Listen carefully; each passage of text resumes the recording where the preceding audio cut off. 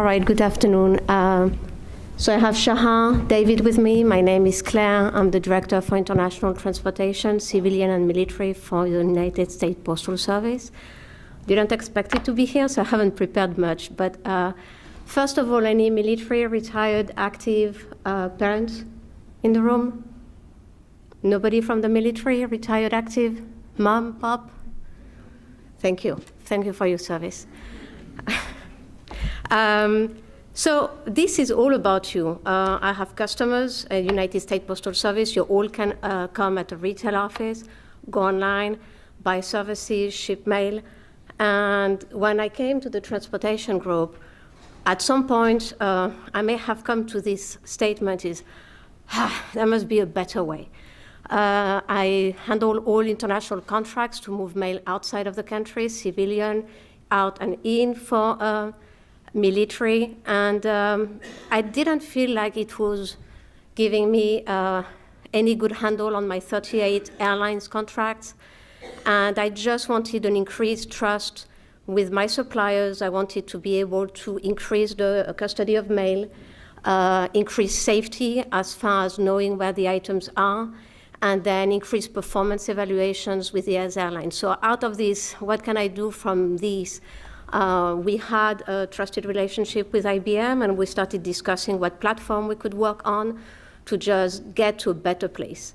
And so that's our blockchain smart contract pilot. And as mentioned, we have a couple of things. The pain points with the airlines were definitely discuss performance, have a sole source of trust, having better reconciliation, but less discussions and noise around payments, about reconciliations, a lot of manual claims, a lot of discussions, and I wanted to take that away so that we could have a trusted platform to discuss. Also, because when you give me mail to transport it outside, I give it to a foreign post. Thank you for the reminder. So Shahan and David are going to get into the most technical, but this is what this is about. Sure. So I'll turn this on. Hello? All right.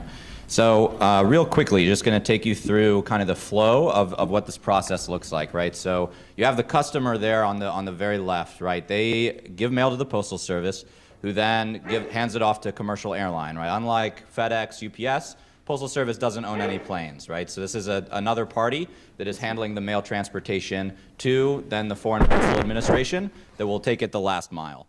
So the pain point that we really have here, right, all of these different parties maintaining their own databases, their own sources of truth about where mail might be at a given time, right? And all of these parties need to reconcile with each other and with the Postal Service in order to get paid for their piece of the job, right? So I'm going to hand it over to Dave now to talk a bit about how blockchain solves this problem, and then I'll be back later. Yeah, so if we were to put a magnifying glass on just the interaction between the Postal Service and a airline, this is what the current systems look like. Different systems. There's, on the postal side, you have their assignments where they're deciding who's going to move the mail. They have their scan collection systems, which is collecting the scans that the carriers are providing. And then you have the payment and invoicing systems, which are cutting the check and deciding how much to pay.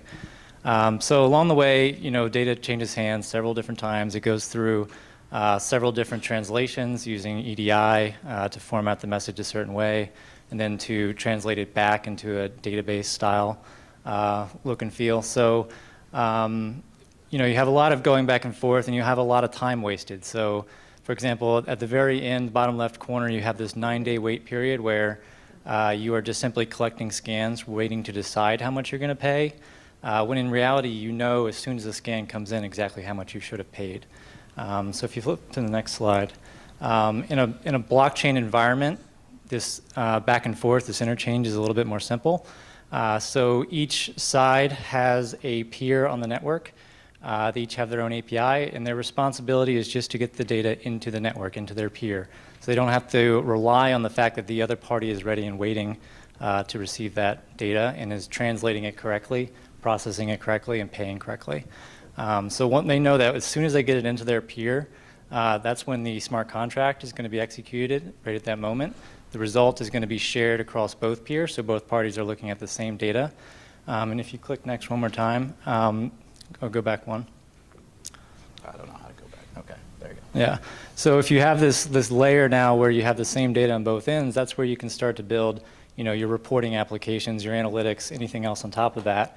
And you know that because you've replicated using the blockchain technology. Yeah, we have like no time left. Okay, so sorry. we had a lot more to talk about. But if I could just finish up just real quick on why this is so innovative, right? So, to my knowledge, this is really the first use case where data is going to be replicated between a government organization and a non-government organization, potentially in the future foreign organizations, right? And it's about leveraging data that all of these organizations have that's actually relevant to everyone, and what can we do together with a trusted data set, right? So what's going to be really exciting in the future, we're just in a pilot phase right now, is what kind of new collaboration can be driven, what kind of new innovation in terms of application layer services can be built upon this now trusted data layer that's shared and trusted amongst all parties. So thank you.